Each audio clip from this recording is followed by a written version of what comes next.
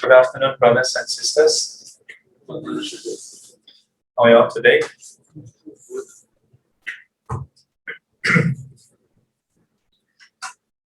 Let me see. Today,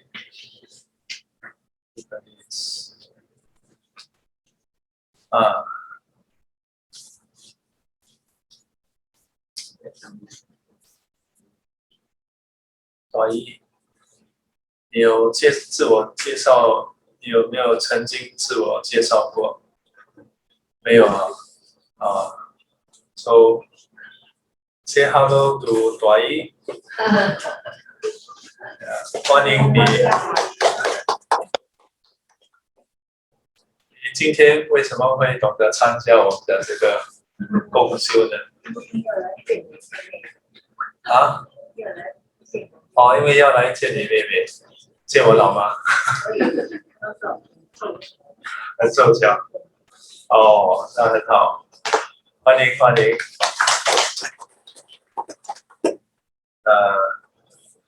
我们的这个共修呢，跟一般的共修有点不一样哈。你应该有参加过吧？在那个菩提修的那边有参加过。我记得有了。上2个月也是有来过嘛？对。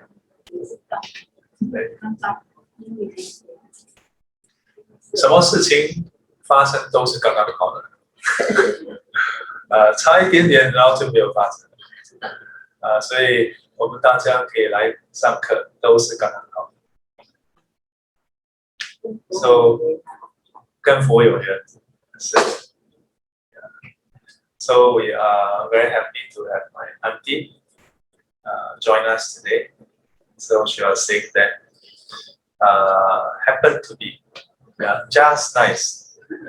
So I said, for us, for everything, for us to be here, it must be just nice. She said, we have the conditions with the Buddha. Yeah. So today we are going to look at a very interesting topic. What topic is it? It's a question. Let me see how to share the screen. So the topic is on the Chinese Tripitaka. So this question is from Edward. What is the Chinese Tripitaka, and how is the structure like, and how is it related to, like, how does it compare with the Pali canon, the Pali Tipitaka? Theravada Tipitaka. So do you know about the Chinese Tripitaka? Probably heard before. So if we look at these two, first of all, what is a Tipitaka or Tripitaka? Lama, you must find it for Dwai. Can I use English, you use Mandarin. 我尽量偶尔加一点中文好不好？讲一点华语。So what is Tipitaka or Tripitaka? The two are actually referring to the same thing. In brief, it means the collection of teachings given by the Buddha. Literally refers to the 3 baskets. So one is in Sanskrit, one is in Pali. Tripitaka is in Sanskrit. Tipitaka is in Pali. What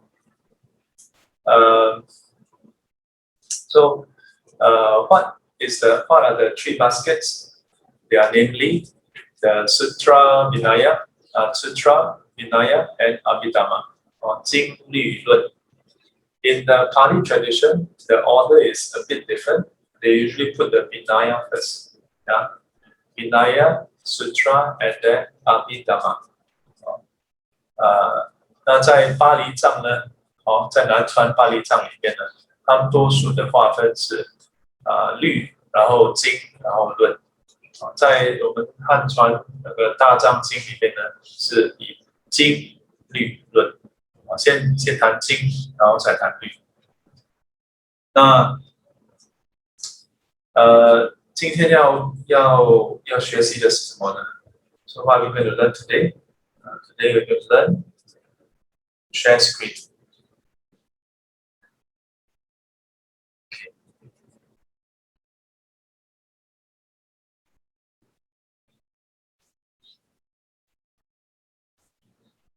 Meanwhile, saya kiam kanjong.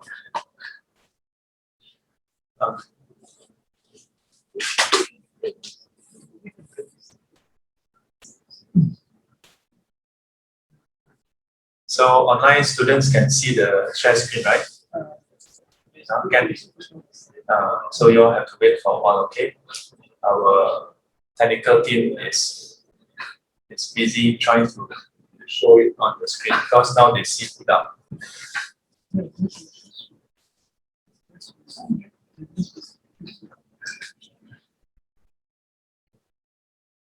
Maybe your projection you do mirror instead of doing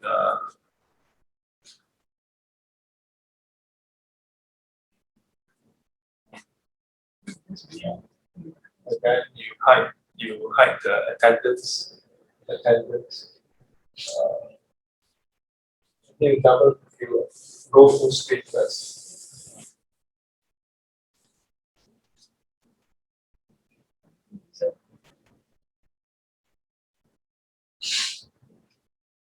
Then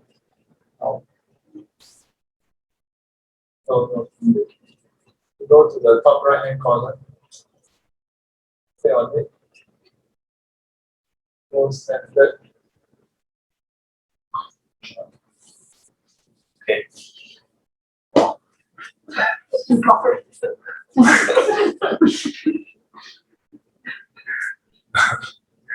Okay, so I was looking through and I realized easiest way is to just show you all.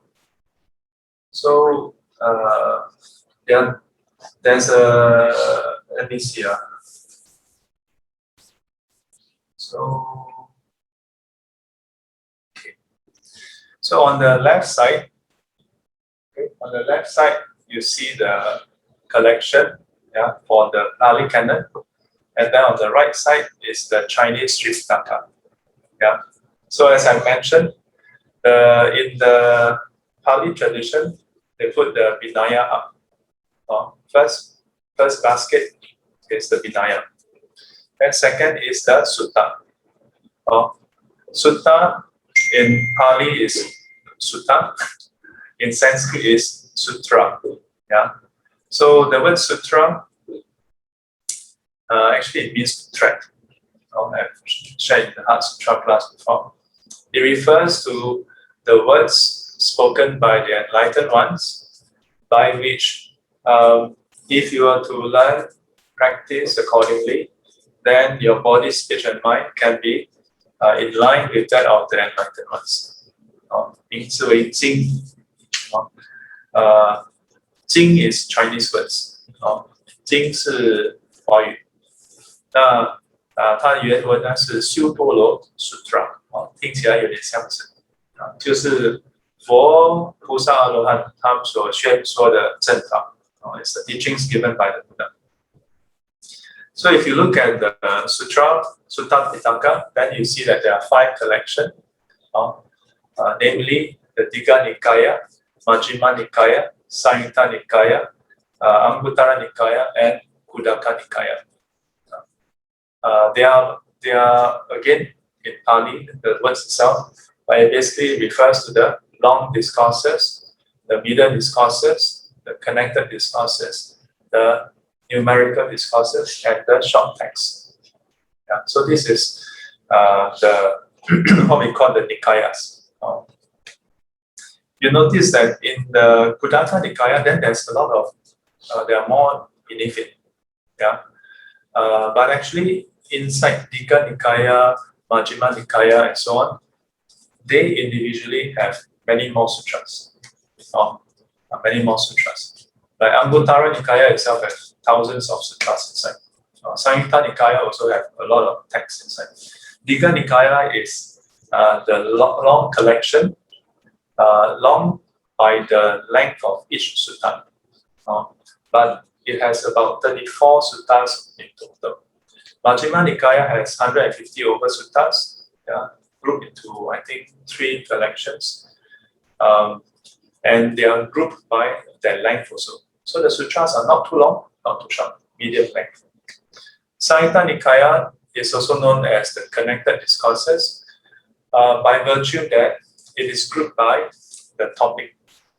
So topics that are connected, they are compiled together. So for example, inside the Samyutta Nikaya, we have Deva Samyutta. So all the different sutras where the Deva come and see the Buddha, some of the Deva went talk to this monk, talk to that monk, and so on, all grouped together. And there's a Mara Samyutta inside. A collection of sutras where Mara come and talk to Buddha, come and disturb the monks, disturb the nuns, different ones, including we have Sancha Samyutta, all the teachings connected to the truth, and so on. Okay, Vedana Samyutta, and so forth. So Anguttara Nikaya, as I've shared before, numerical discourses, also known as incremental discourses. So there are 11 chapters altogether. The first 10 going by numbers 1 to 10. Number 11 includes all the numbers from 11 onwards. How are you doing? Then leave it alone. Why are you doing? Oh, 要管它啦。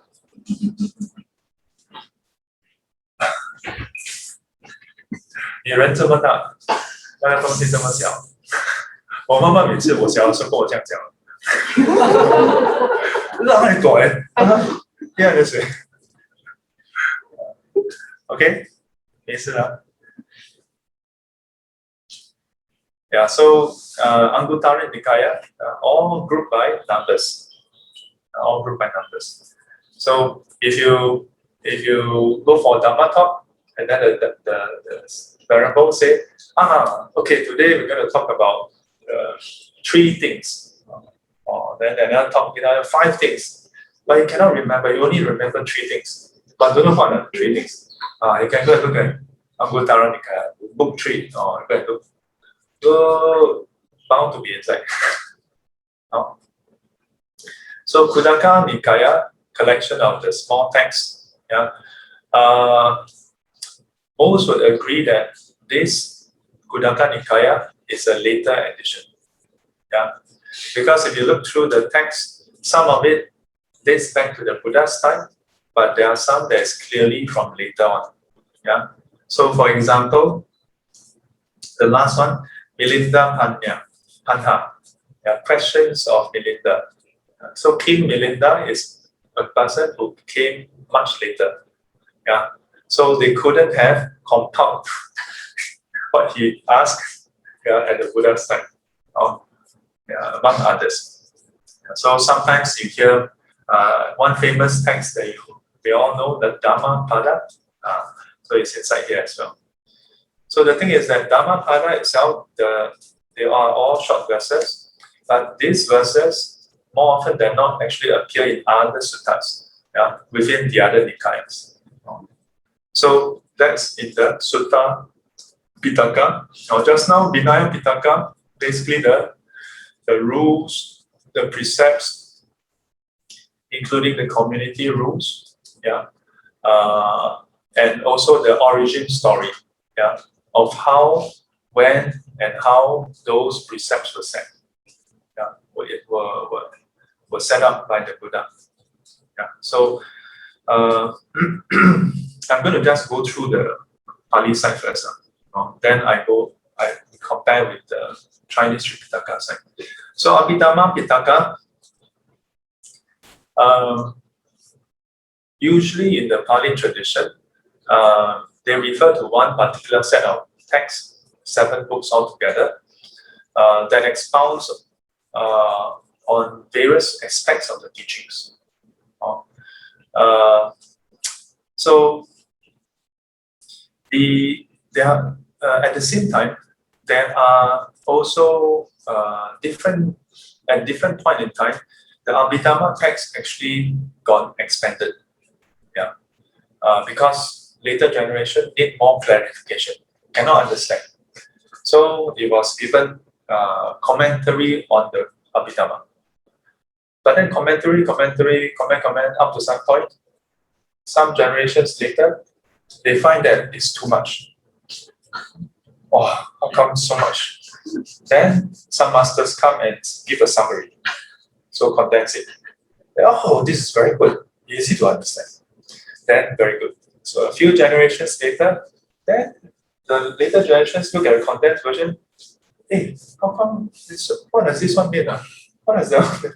So again, the masters come in. Okay, let's explain again. So there's this process. But Abhidhamma, the Abhidhamma text itself has a bit of interesting background. It is said that the teaching was given by the Buddha to his mother, in the heaven, in one of the heavens, Tisa heaven, I think. Then every day he come down and then to teach Venerable Sariputra. Then Venerable Sariputra in turn pass it to Venerable Ananda, supposedly. Okay, there's this background story. You can go and read about it. But if we look at various texts talking about the first council, only the Vinaya Pitaka and the Sutta Pitaka was compiled. Yeah. So quite clearly, the Abhidhamma came later. Quite clearly. So just a brief overview. Then if we look at, let me see, anything else? Okay, at this point, any question? Anything to ask? All of you very familiar? Can? No question later, I give you a pop quiz. Those who can answer can go back. Those who cannot answer have to stay back for remedial classes. 待会我会问问题哦，你不要笑笑哦。对人不能回家咯。很好，免费义工。So what is the relation between the Pali Tipitaka and the Chinese Tripitaka? Structurally, they are identical. There are three collections. I already mentioned earlier that the collection is, the order is slightly different. The Chinese Mahayana collection starts with the Sutra, then followed by Vinaya, then followed by the Abhidhamma. And as far as Abhidhamma is concerned, in the Chinese collection, in the Chinese canon, it's clearly stated there is various Abhidhamma texts from different schools, not just one school. Chinese Mahayana tradition is not one school. Most people think it's one school. Actually, our masters, like the famous Xuanzang Dashi, Fa Xian Dashi, Qiumolos Dashi, who is from the Ku something country. He's actually White Zhuren, he's not Chinese. Various other masters, actually not just these few, but these are the famous ones. And across centuries, it's not like Venerable Xuanzang just go over there, click download that. He himself, I think the whole journey took 18 years or so. Yeah. Then after he bring it back, then start translation. It's not 18 years come back, then go inside. The translation took another how many decades? So over the centuries, different dynasty, different king, empress, commission different masters to do translation. Yeah. So what's interesting is the teachings, whether it's sutra or vinaya or abhidhamma, in the Chinese canon, it is not just one particular school. Yeah, the masters, when they collected the text, they basically grab as much as they can. Whatever is Buddhism, they just bring it back. Yeah, to our advantage really. We have to thank them. Yeah, because if they just take one school, then the disparity will be quite great. Yeah, because two different schools, but they collected different schools. So some of the texts in the other lineage, like in the Pali tradition, can be found in the Chinese canon also. Namely, of course, when you look at the Chinese canon, the first collection is Ahanpu. So Ahanpu itself, Agamas, directly correlates with the Pali canon in terms of the Nikaya. So if we were to click into it, Ahanpu, because at first I wanted to collate everything, put it into a mind map. Then I realized, wow, too big. So I decided I just show you the website. We will not go through everything, but because I show you this from the website, you all can spend your time, go and click, look. Master Ying Sun spent 4 years, full-time reading through the whole Chinese Tripitaka. For your modern times, should maybe take lesser time. Okay. So I think maybe 40 years cannot finish. Let me see. Okay.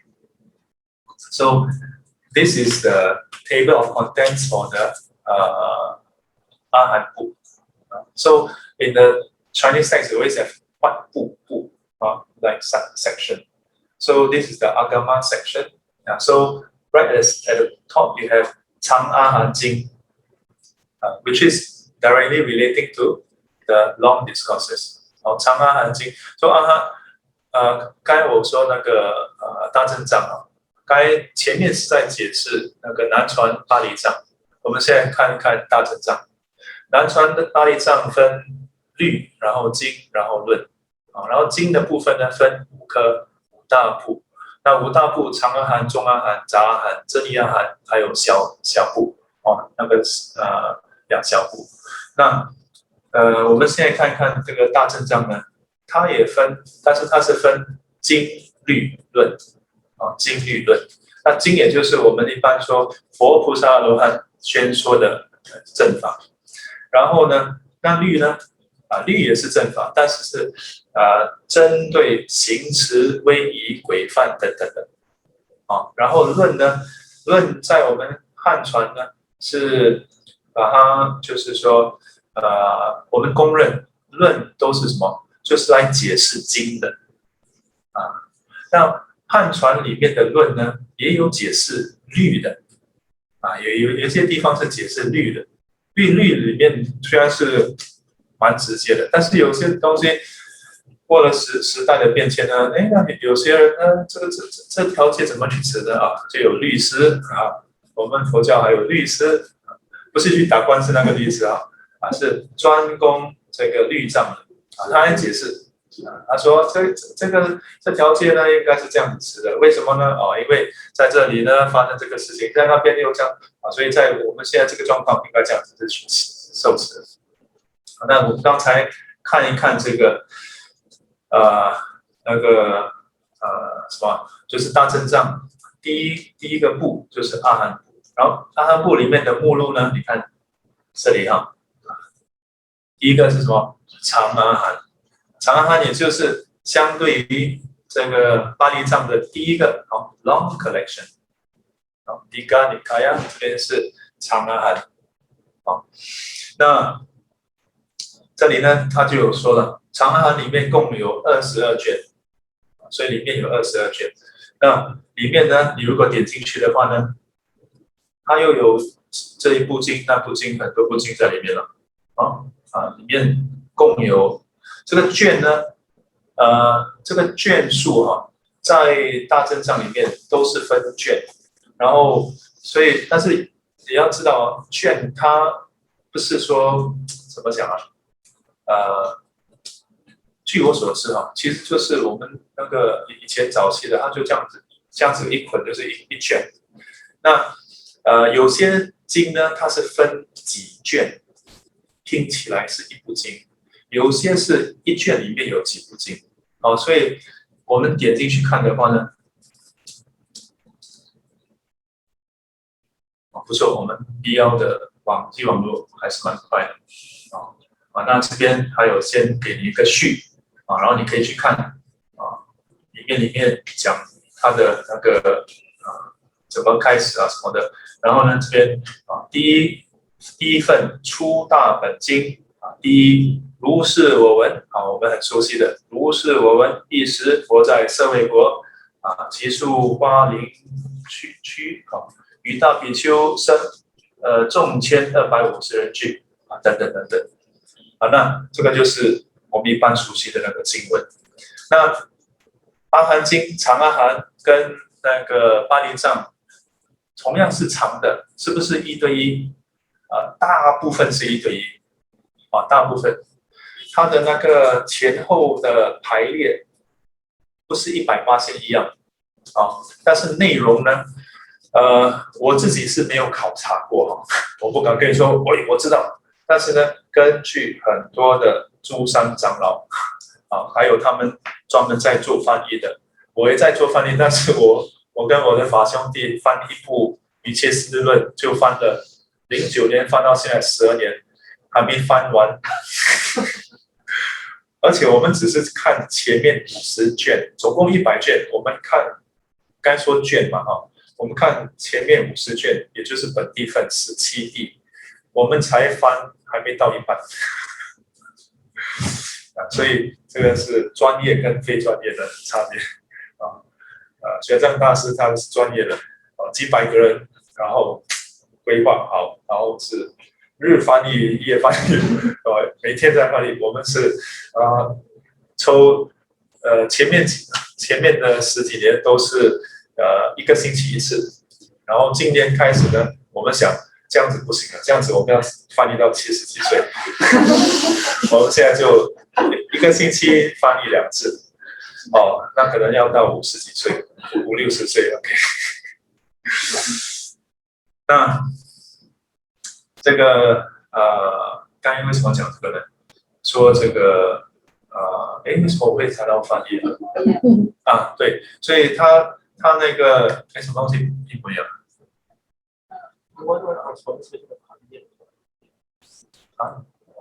你想再说一遍？The sequence of the sutras is a Chinese and对，那他的那个排列不是完全一样那好像说应顺老师他对于那个经论非常的熟悉，而且他对阿含特别深入的认识。那南传当今呢菩提比丘法师长老，他可以说是在南传界呢，对于那个翻译大家都公认那这个那个菩提比丘长老他呢在做翻译的时候，他也参照其他法师的那个著作那照他们说呢，阿含经就是上那个汉传的阿含经跟now suddenly I use Nigel. So I use that in England. Sorry, I must switch back and forth. That's why I usually like to just use one language. Because I use one language and I forget about the other language. So when they did a translation, the Venerable Bhikkhu Bodhi, he actually compared with other translators from different traditions. And he actually work with other masters from different traditions, and they do comparison. And what they found is that, by and large, majority of the texts have co-reference, can be co-related. But sometimes they vary depending on the name. Sometimes the name is different. but the content is exactly the same. Yeah, a small number of the text found in this site cannot be found on that site. A small number can be found on this site, cannot be found on that site. Yeah. So what's interesting is Venerable Bhikkhu Bodhi and some of the masters, when they see this, do you know what they say? They say, this itself is not sufficient to say that, oh, which one is more authentic. Instead, he says that some of these differences can easily be understood and explained by virtue of the fact that during transmission, at times, certain groups perished, certain communities perished because of war, because of famine, because of various reasons. And because of that, those who are tasked with reciting the text before it's penned down just got wiped out. And as a result, by the time it got penned down in the different lineages, there's bound to be disparity. Yeah. The important thing is the overarching theme between these two texts, they are in line. Okay, fine. So let's go back a bit. So the moment I see Chinese text, then I switch to Chinese, then some of you blur already. Today? Yeah, I tell the right class. So we go back up. Go back up. So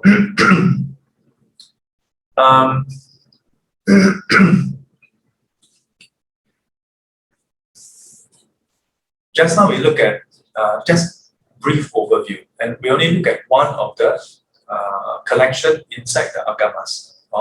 Then, if we were to look at the next one, Ben Yuan Bu, yeah. So some of the text that is found in other collections, for example, the Jataka.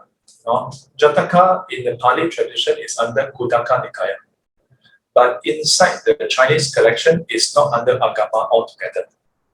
So that's one. Another one is the Dhammapada.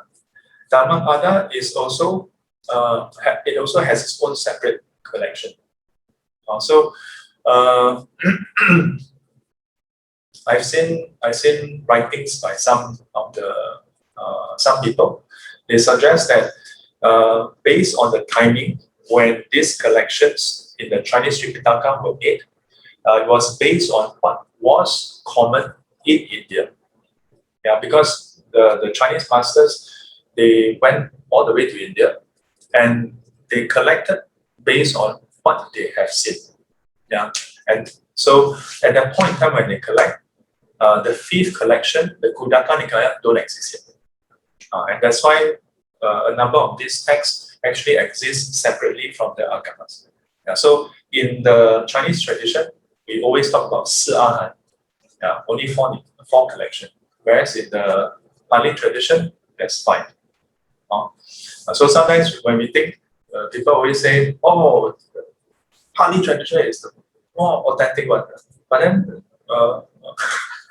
to me, what is authentic is whether it is effective in helping us reduce, remove defilements and suffering. That's the basis for authenticity. Yeah. Now, moving on. Here you see the T0, T02, and so on. This is a classification within the Chinese Tripitaka. This is actually a modern classification already. Yeah, I mean T is a alphabet. Yeah, Chinese people don't use T one. They use Jia Yi Bing Ding. So this classification is actually a modern classification, but this is a commonly used classification. There's various translation of the whole Tripitaka actually. You know, sometimes in the Chinese tradition we hear of Long Zhang, right? Yeah. Then there's the modern one is the Taishu version, which is actually interestingly linked to Japan. Some of because they did a lot of this translation work and do it very formally. So the scholars, some of the scholars and masters, they actually compare the two, and then some of the one that we know today has strong influence from that version, Because after all, the Buddhism in Japan actually went one big circle one. So here we see a collection. I'm going to just run through, okay? Yeah, we have Ben Yuan Bu, then we have Ben Yuan Bu, we have Po Re Bu. So Po Re Bu, all the teachings on wisdom, on 智慧 Bu, Po Re Bu. So inside you see Po Re Jing, Jing Nam Jing, Xing Jing, and so on. I found another website that actually give this collection. Yeah, so I'm going to show you also. But it's quite a mess because the website wasn't updated. So it's a bit like that. But they have some of the English translation. So I also leave it here. Later on, I will post all the links online so you all can go and explore yourself. So one thing is that inside this additional site that I found, they just give an overview excerpt. So for example, over here, right? Here it lists out a few of the sutras. Yeah. In most cases that I look through, the more prominent one. Yeah. But the full list, how to know which one is the full list? You can click inside here. You click on T05, go inside. So here you can see 200卷的般若经. So just one, 200卷. Recently we just finished the 金刚经, right? How many 卷? Actually, it's not even 卷, it's just how many king only. 卷 is the higher classification, king is just a small. So the Dhamma Sutra, how many? Can you all remember? 32? 33? Around 33, so actually, Dhamma Sutra is a condensed version. It's actually one of the it's actually translated by was it Chimon Sutasa? Of the same text, So the same text translated into Dhamma Sutra, translated into 大般若经. 大般若经, there's the 200卷, there's the 60卷 one, and there's another one which is supposed to be don't know how many very, very long one. Yeah. But that is said to be only later on, very high wisdom, then can understand something like that. I heard. So you can go inside and take a look. Back. Let's just look at another one, see what else is inside. 还有6 201 to 400. So this one should be, is that the 600卷600卷般若. So you all think that Sutra is long now? You all must be thinking, 哎呀，师父260个字讲这么久. So it's the third classification up to 600. Then last one, let's see what else is inside. Here should be the Xing Jing and Jing Jing. Here then you have other ones. So the first 3 of the block is just the 600的大般若经. Then here you see all the different sutras. Yeah, yeah. So that's why I want to show you both, because the one that I found that give you everything in one page, this is just an excerpt. Otherwise, if I just show you this, then you think, oh,般若经 only these few sutras. Okay, well, not so bad, not so bad. Yeah, then you feel, Ying Sun Dao Shi read the whole thing in 4 years. I think I can do it in 3 years. But you just look at this. Sorry, 5 minutes.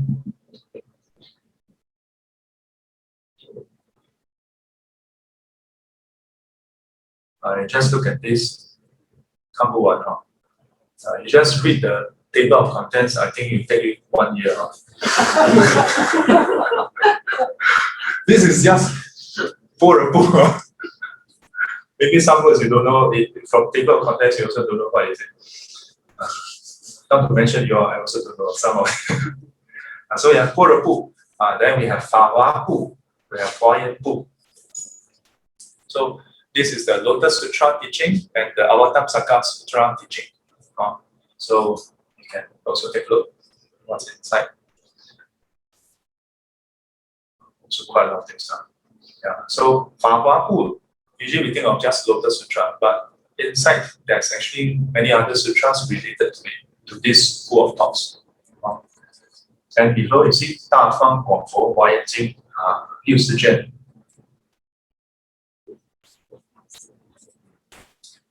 And then there's Ask Huayan, right? Should be here.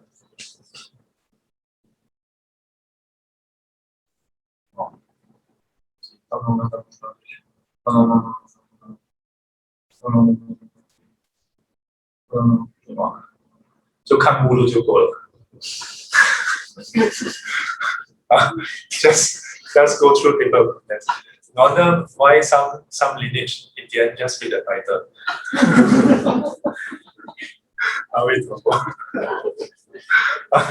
Too long, too short already. But in the end, that's how Buddhism declined and disappeared long. Because we feel too much. And this is not the rest, not the end yet. There's still what? 宝积部, then 涅槃部, 大积部, 经集部, 密教部. So up to here, this section 密教部. This is on the secret teachings. What we usually think of Vajrayana, a huge part of it. So Vajrayana itself is not just about 密教actually. Yeah, they practice this part of the teaching, but they include other practices also. So, but 密教 itself is where there is mantra introduced. Start to have mantra already. Yeah. Then up to this point, up to the 密教 portion, all this and above are considered under the sutra. All considered under sutra. So you notice that if you just scroll up here, up to the 密教部is T21. So from T01 up to T21 are all on the sutra. But only T01 and T02 correlate with the Nikaya. So in the Chinese tradition, we have extra from T03 onwards. Of course, there are some which actually belongs that can be found in the Nikaya also, but majority cannot be found. And this is also why in the Theravada tradition, for some, they feel a bit uncomfortable because not inside our Pali canon. So how? I also don't know how.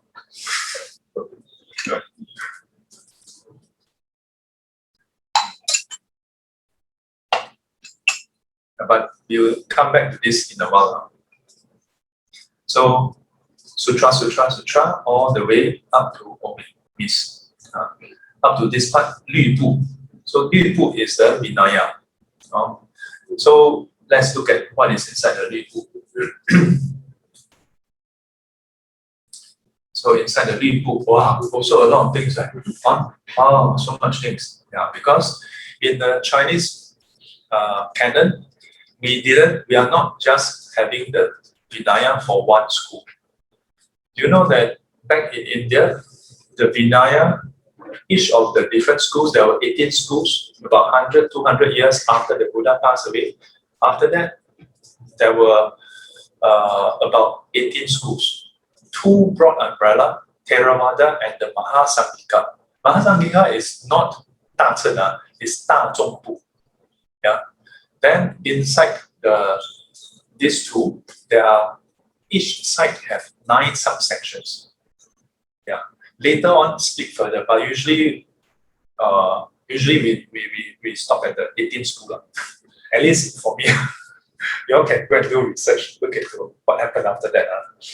So what's interesting is when the Vinaya masters, when the various masters went to India and collect the Vinaya text, they collect all the sutras, the Vinaya,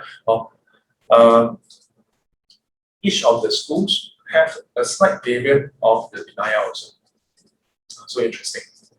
But from what I've read of various masters, right, translators, they find that in the Vinaya text, the similarities are highest. So that means there are still some differences, but they are virtually identical. Virtually identical. Very interesting. What's even more interesting, which I mentioned in some classes, is although Chinese Buddhism, at this point in time, we usually say it belongs to the Chinese Mahayana tradition. But the Vinaya that we follow is not under Mahasamgika, no. It's under Theravada. Ours is Dhammo Dhammagutta is under Theravada, one of the sub-branches. So Chinese Mahayana is very interesting. And then inside you see 四分律, 五分律. I won't go into detail because in our tradition, not supposed to teach you all our Vinaya. But this is just table of contents. So in the Chinese tradition, right, they actually, when you learn the Vinaya, we actually do a bit of comparison between the different traditions, to try to understand how best to observe each of the rules. So in a way, more xiong, because each of them have slight variation. But if you, unless you ordain, but otherwise, if you listen to some of the, because in the US we have the Vinaya class, then we have last time the late Guo Qing Lü Shi, then we have Bening Fa Shi, various of the Vinaya masters in Taiwan. They would, when we go through each of the Vinaya rule, then they will cite from this commentary of this Vinaya, of this rule, and then cite the example, and so on and so forth, and then they will cite these other masters of this lineage from this time, this what you said. Very interesting. So from this, we can also see that Buddhism is a very organic organization. It's not monolithic.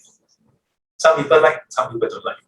Some people prefer to say, "Aya, Sifu, how come Buddhism is so complicated? How come we have so many texts? How come not one text? How come not one book only?" I mean, this is a real concern. This is not criticizing.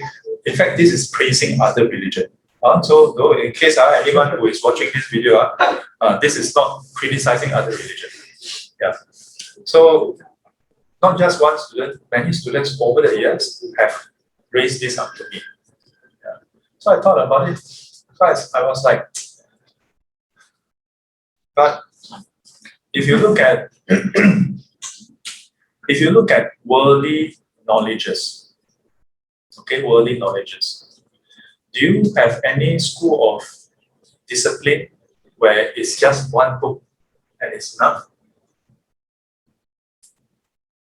I don't know of any school of discipline, whether it's maths or science or even art, where just one book is enough, right? And maths, science is just a general term. Maybe it's not fair. Let's go a bit more specific.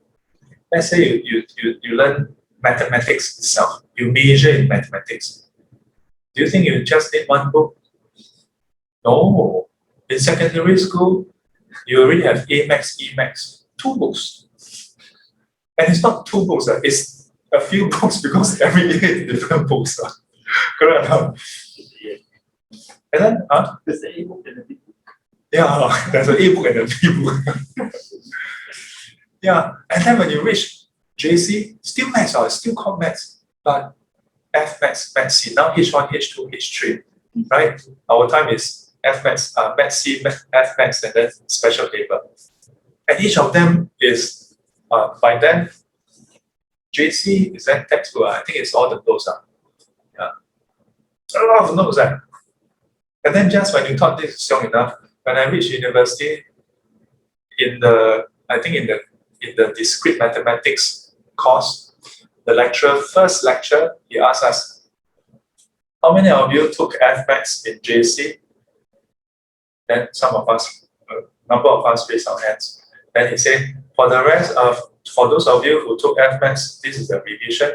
We'll be covering the whole of F-Maths in just a few weeks. Because one semester is about 12 weeks now. And the F-Maths class is just a few weeks. We studied in 2 years. All the content is covered in just a few weeks. So the lecturer told the rest of you who didn't take it, you all better pay attention. And all that is just one subject in my course. How many books do you think we have to go through just to become an engineer, become an accountant, become a specialist in any field? So I told students before, what is the purpose of the Dharma? The purpose of the Dharma is to help sentient beings be free of suffering. What makes you think we are so simple that only one book is enough? So what to do? It's because we are so complicated. That's why the Buddha must give so much teaching. Yeah. Not that the Buddha like to give so much teaching. I think. So Vinaya part itself, a lot already. Yeah. So then beyond the Vinaya, below are all the commentaries. Below are all the commentaries. So Jing Lun Bu. Yeah. So you have Jing Lun Bu. So you have commentaries to the sutras, and then you have Pi Tan Bu. This word Pi Tan Bu is actually Abitan. So Abhidhamma, Abhidhammo. So they 简称 Pi Tan Bu. Then inside we have further subgroups. It's also under the Lun. You have 中观部, 瑜伽部. And again here, when you look at this, right, inside actually there's quite a lot of things. You have the 中论, 十二门论, 三论宗, and so on and so forth. Then up to the later part, then you have 菩萨第十经, 瑜伽师地论, the one that I mentioned, 100卷, no? 100卷, start with 五世生相应地, this is the 100卷. We translated, I think, 卷21. Actually, we translated quite a bit already. Yeah. So, like here, 修所成地, 卷21. This is the first one we started on. That's why I can remember. The rest one. So 修所成地, the wisdom, actualization of cultivation. Wisdom actualization of cultivation. So we have 闻所成地, 思所成地, 修所成地. We decided to start off on this because this is directly dealing with cultivation. Yeah. So we're like, we are not translating for other people, just for ourselves. Yeah. That took us about 4 years. Four over years, I think. Yeah. So recently we finished up on the 五世生相应地. 五世生相应地. Then we have, I think we have finished 义地, which is the next one. In between, after I tell you, you're like, I see. In between, you know how we choose which one to translate next? After we finish the first one, right? The 修所成地, we are like, let's choose a shorter one.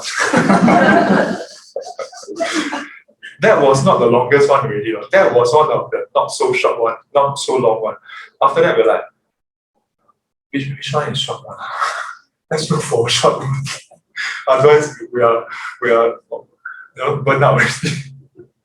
Then after translating a few that is short one, then we're like, okay, let's tackle a longer one.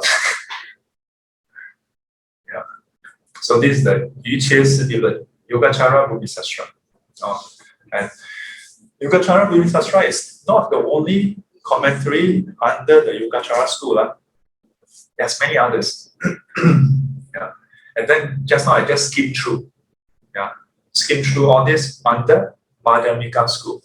So you know, Heart Sutra, same thing. We talk about emptiness, right?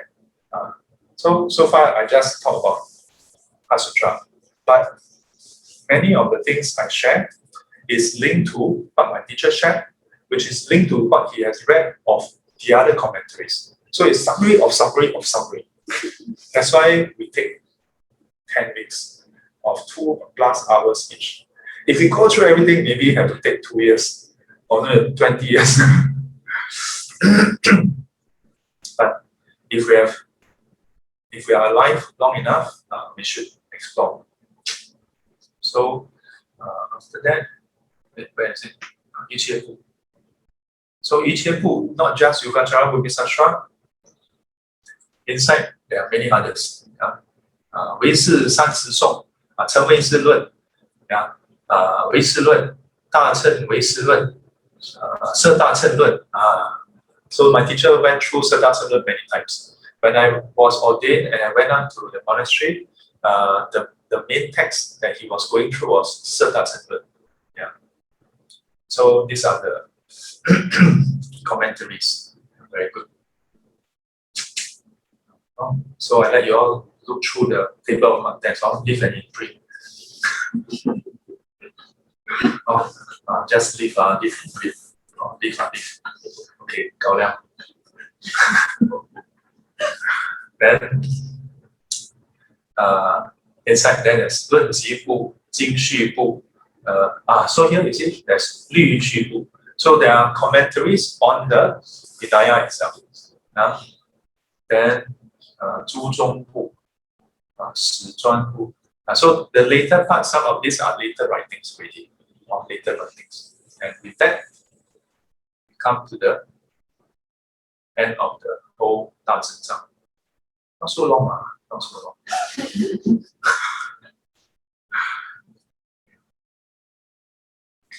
So this whole body of teachings, Sutra, Vinaya, and then the commentaries.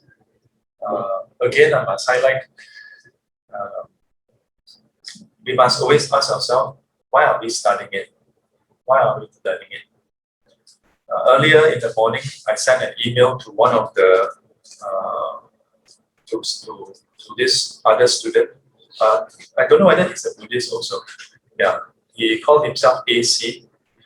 So about a week ago, he wrote me an email asking me, first of all, that he's a new learner of the Pali Canon, and he has some questions. He wondered whether he can help address them. So I'm always a bit stupid. So I thought, okay, how can I help you? Wow, he sent me one long email. Altogether, don't know, 6 to 7 questions. Then before I can reply, he sent me another email, 12 points. So after looking at it, I told him, I said, maybe you can you can attend one of the class, and then we can discuss. Because your questions are many, and I think other students can benefit. So this morning, then after that, the other day, he wrote again another few questions. Oh, damn it. But this morning I wrote to him and I told him that we are having class today. From the looks of it, he's not here. He or she is not here because is there any of you called AC? Sekali, why is AC? 你是不是那个莫名人士？So I was sharing in the morning class that, or was it Thursday class, that his questions are all valid and interesting, but the questions and thoughts that he shared or she shared looks very organized, a bit too structured and organized. Doesn't feel very organic of someone reading the text. Looks almost like someone writing a thesis. Yeah, nothing wrong with that. Not that there's anything wrong with that, but it begs the question, which I would want to share with him when he or she does turn up. And it is, why are you learning the text? Not that I want to push him or her off, but it is that none of the question relates to asking me how to apply the teachings. So it's not asking question about how to use the teachings, but asking question about the teachings, questioning the teachings, which I fully agree we should. But if that's all we do, then it's an academic exercise. Yeah, as I mentioned in the other class, it is like someone going to see the doctor and never asking the doctor, hey doctor, just now you were saying this medicine, how to use it? Instead of asking that question, this person is asking, doctor, what is the basis of this medicine? How did they come out with this medicine? Ask yourself, someone with cancer if someone knows that they are not feeling well, go and see a doctor. The only question you have is, how can you tell me? How can I recover? My back pain, will this work? It's always related to your illness. And not asking, when do you get your degree? Yeah. Well, not this kind of question. Not that this question is bad, but it doesn't help a person who is having cancer. And so to wrap up, I feel that this person who wrote the series of questions also gave me inspiration about something that I wrote many years back when I was in the US. Yeah. Many years back, occasionally I write letter to my mom because I was trying to exercise my Chinese writing. I think she may have kept one or two of them. Then you see my handwriting. Don't know what. But later on, become nicer. Maybe. But I wrote one letter to father. Yeah. And it was about the purpose of learning the Dharma. Yeah. I don't know whether you kept it or not, or something. Yeah. But it reminded me of that. Because time and again, whenever we learn Dharma, we must always remember why we are doing this. Otherwise, it's very easy to become an academic exercise. You can ask very interesting questions, have very interesting discussion and debates, but if it doesn't help you in your life in terms of being aware, firstly, of your current state, the defilements and so on, and secondly, helping you to overcome them. If you don't work on this, intellectual discussion can only bring you that far. Yeah. And if it's purely just intellectual discussion, it can actually end up increasing your pride. Yeah, not reducing your pride. And as a result, increasing your suffering, not reducing your suffering. Then you have missed the whole point. Okay, now let's open up for you all to ask questions if you all have any.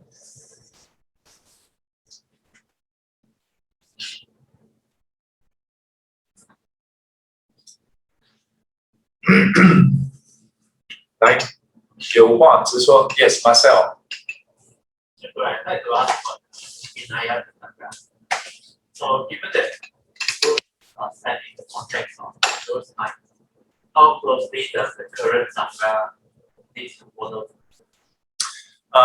So I had the privilege of attending maybe one or two classes on the Vinaya when I visited one of the Theravadan center in US. So what they did was first they look at the text, yeah. So under the Patipoka, so you have the rule itself. Then they will look at the origin story. That means what happened that led to this Vinaya rule being set. And after that, they will have a discussion on how it can be applied or whether it cannot be applied.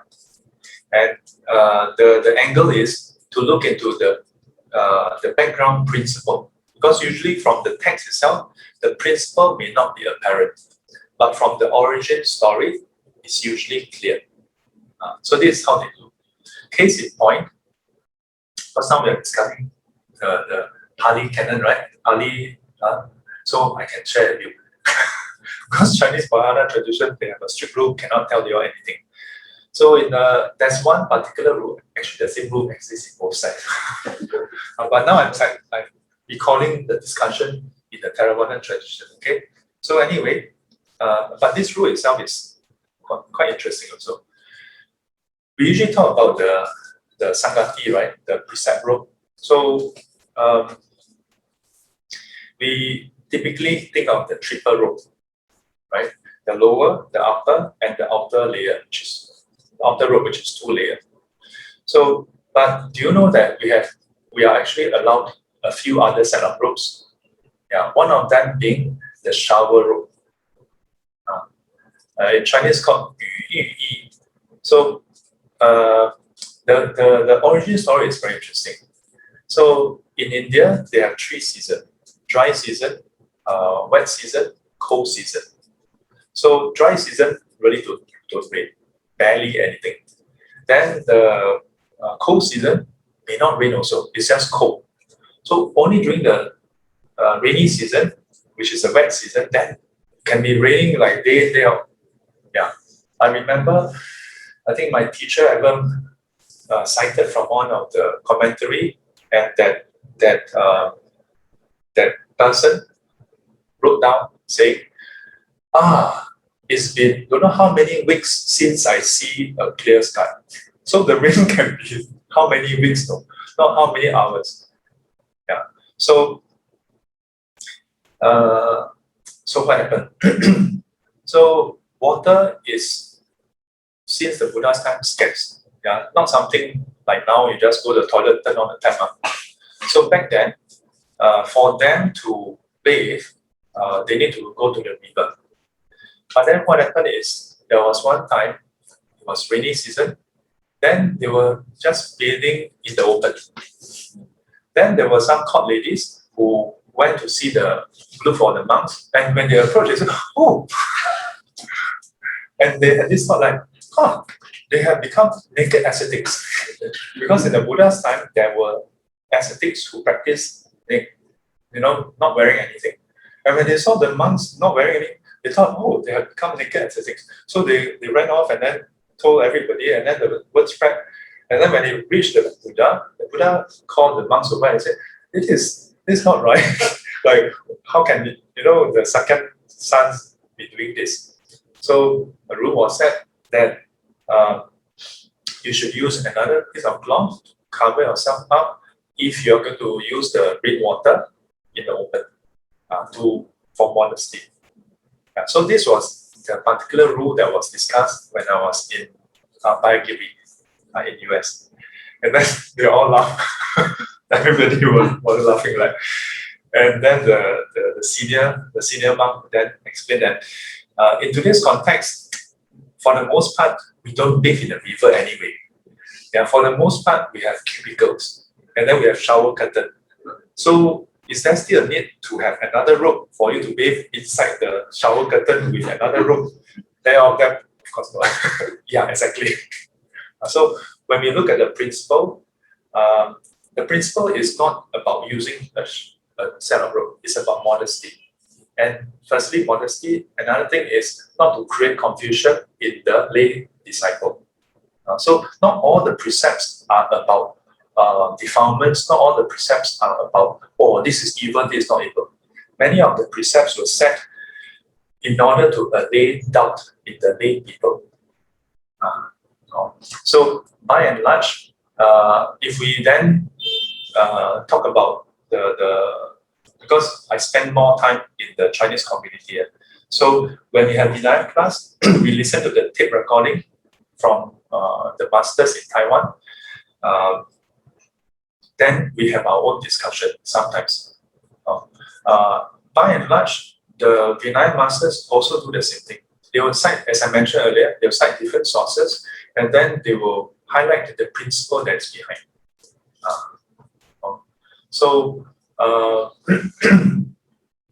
I know of some traditions that basically consider the Vinaya to be not just Vinaya, they consider the teachings to be outdated. So one of the community actually come up with a revision of the Vinaya. So they call it Patimokkha 2.0. Yeah. And basically the verses, I don't know whether they retain the original verse or they just rewrite the whole thing.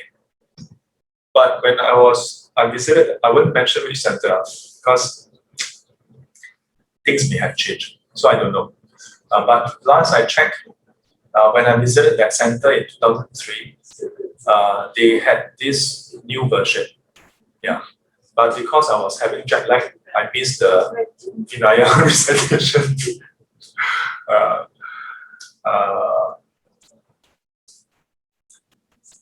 Having a complete revision is different from what the rest of us are doing. Yeah, we are not following the precept to the letter. We are considering the principle behind the origin story and then present day circumstances.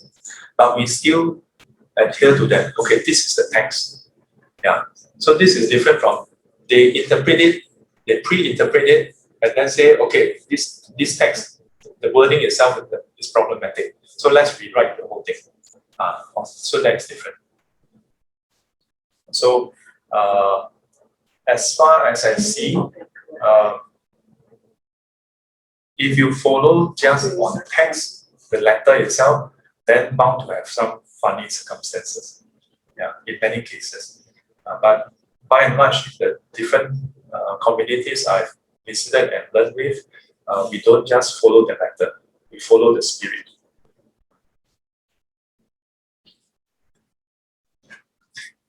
Other questions? Just wondering when get how do they get it? No photocopy machine, right? So, no photocopy. So the original is there. Then they have to copy everything first. They spend a lot of years discovering the original text from there.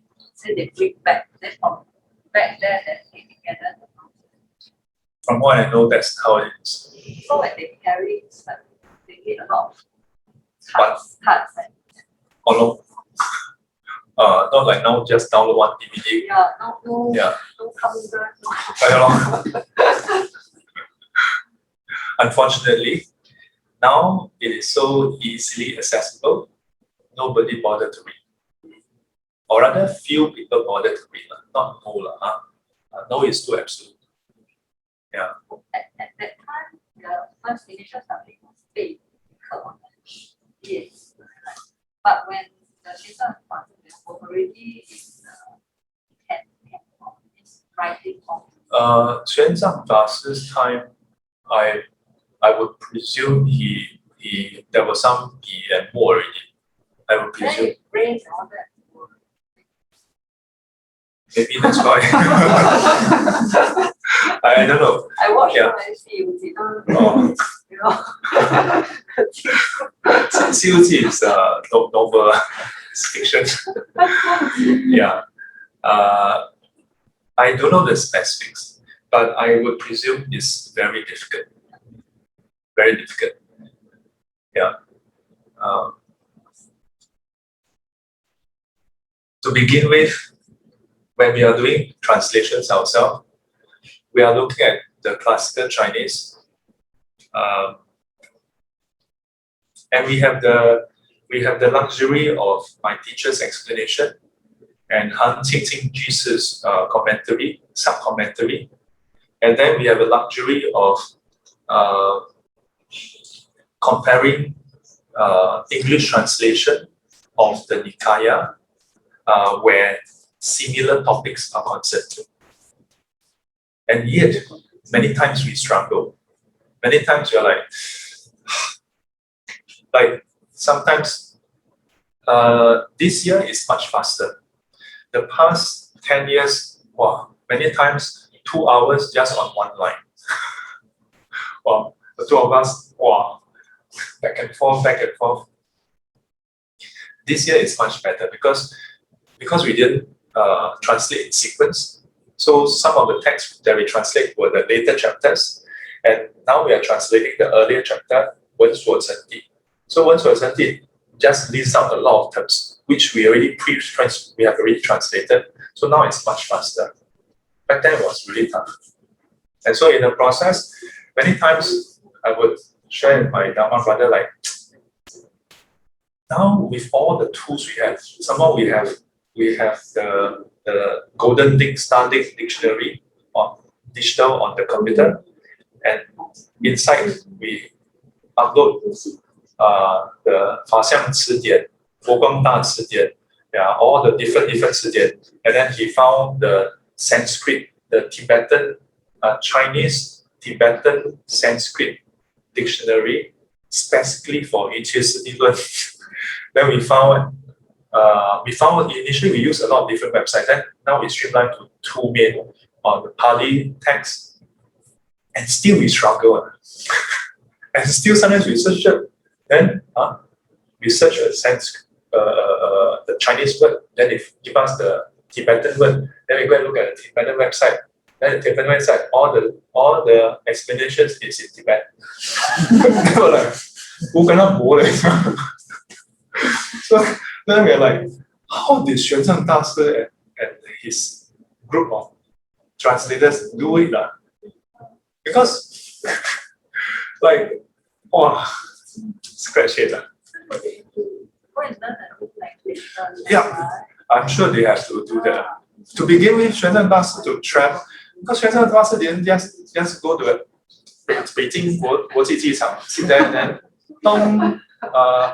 150航班现在开始乘搭 then you just board and immediately India. He had to travel through many places that speak different languages. So, but he's known to be very talented, so I presume he would know multiple languages. Yeah, which maybe last time those Chinese they are polymath. Yeah. Not like now we study English, Chinese, then then when you can drop Chinese, shame. Not you know, I shame myself. Shame. I'm one of those who drop Chinese. Any other question?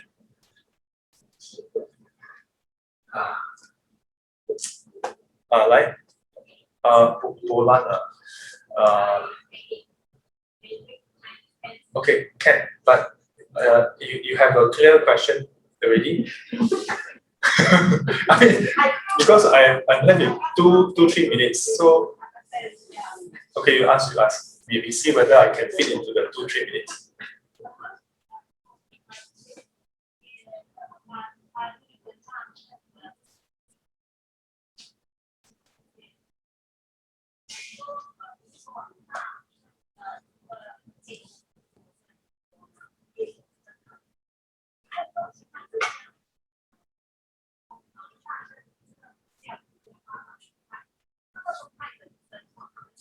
讲多一次，大乘怎么样子？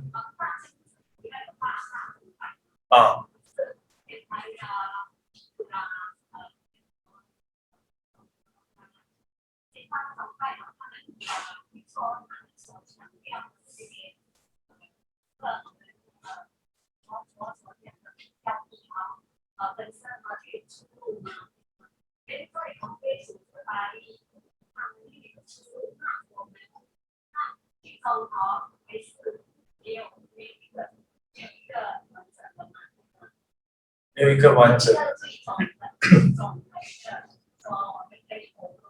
有啊，最核心的就是四圣谛八正道。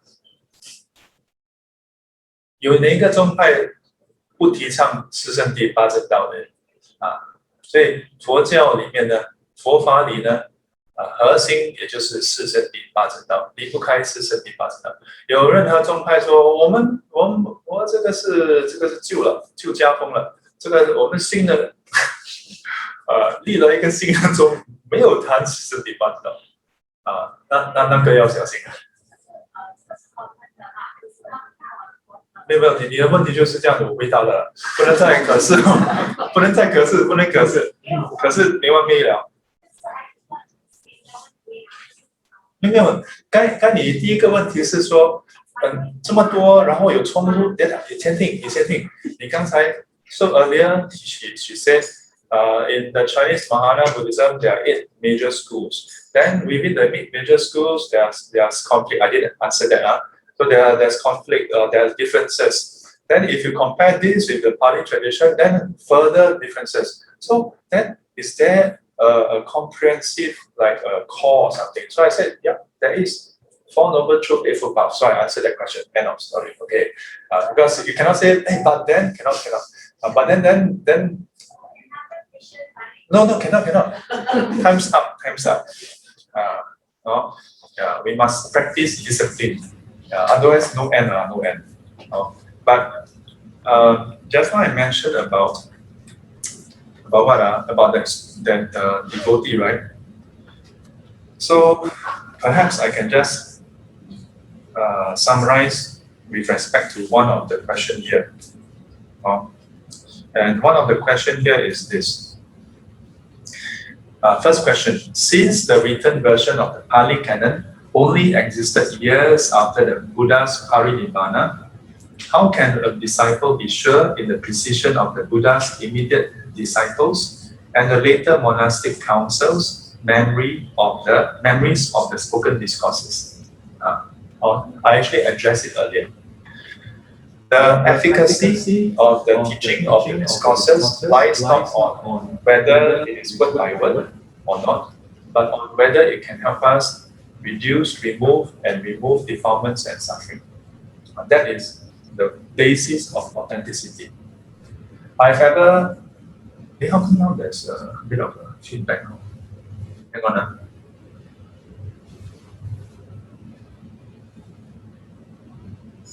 I should maybe mute myself.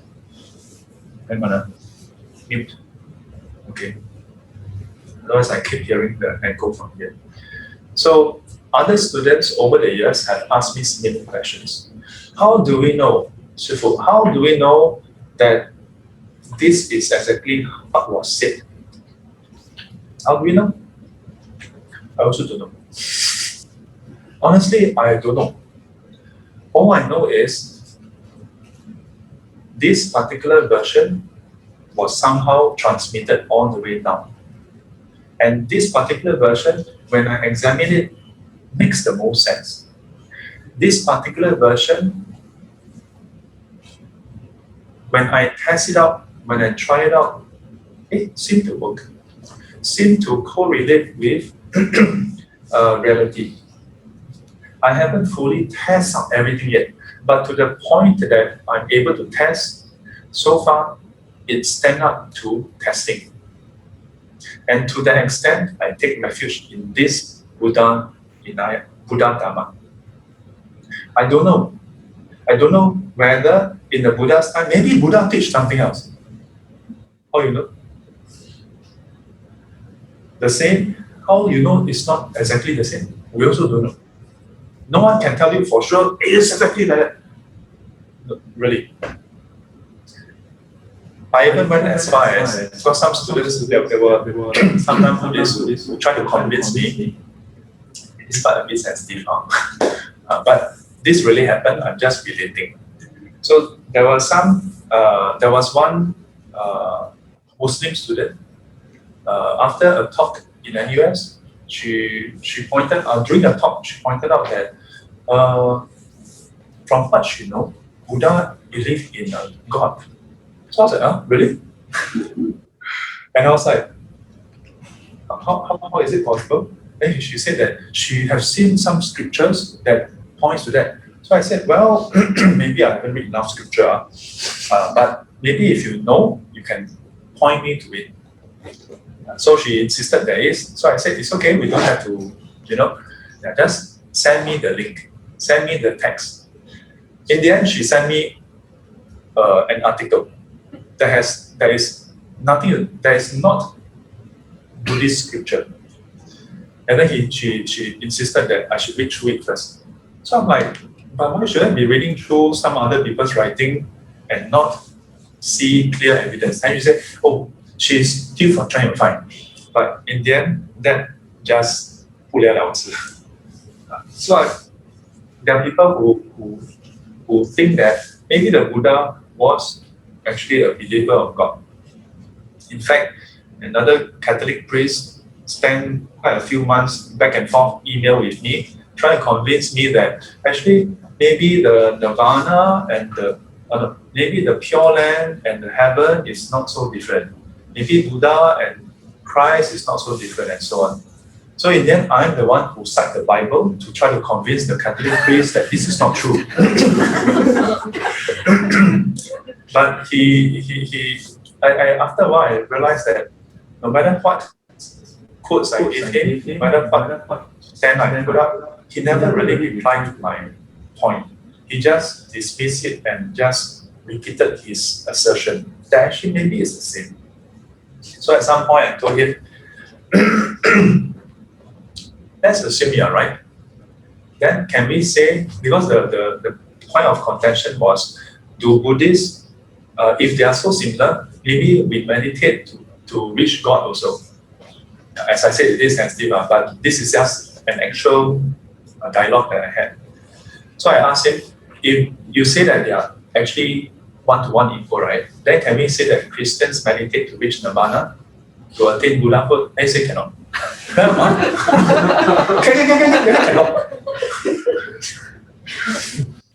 But today I will tell you this. I also don't know whether Buddha, in the Buddha's time, did Buddha actually believe in God? I don't know, because I cannot remember. I cannot even remember how I come out from my mother's body. Correct enough? Archaeologists can only dig, then they say, oh, this on this, this on that, then, But even if I tell you I can remember, will you believe me? So I don't know. What I know is, based on the living tradition, the lineage that has been passed down, this particular rendering is what I take refuge in, because it makes the most sense and it works. And if somehow the historical Buddha actually believed in God, then I don't take refuge in that Buddha. I take refuge in the body of teaching that so far helps myself, helps others reduce their defilements, be free of suffering to the extent that they reduce and remove defilements. In which case then, whether the text is exactly what was spoken is moot point. Which brings us back to the earlier statement. Do we learn Dharma as an academic exercise or to help us be free of suffering? 阿弥陀佛。愿消三障诸烦恼，愿消三障诸烦恼，愿得智慧真明了，愿得智慧真明了，普愿罪障悉消除，普愿罪障悉消除，世世常行菩萨道。世世常行菩萨道。阿弥陀佛，起立。